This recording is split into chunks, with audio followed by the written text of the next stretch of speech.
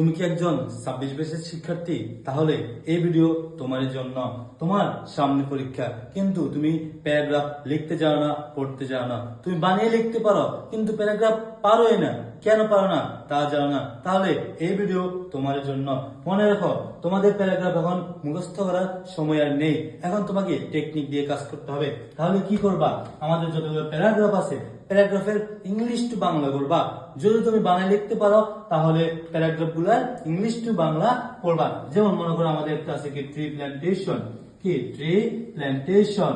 আচ্ছা, tree plantation যেটা আমাদের এখানে আমাদের বাংলা কি বৃক্ষরোপণ। যদি আমাদের বাংলাটা জানি, কি জানি বাংলাটা জানি, তাহলে কিন্তু আমরা এগুলো বানায় লিখতে পারি। যদি আমরা বাংলায় না জানি, কি প্যারাগ্রাফটা আসছে এই সম্পর্কে না জানি, তাহলে কিভাবে লিখবো? তাহলে আমাদের প্যারাগ্রাফ জানতে হলে, মনে করো তুমি বানায় লিখতে পারো, তাহলে কি করবা?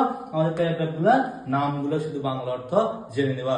আশা করছি এই ভিডিও তোমার উপকার করবে তোমার পরীক্ষায়। আজ এই পর্যন্তই। ভালো থাকো, সুস্থ থাকো। আসসালামু আলাইকুম।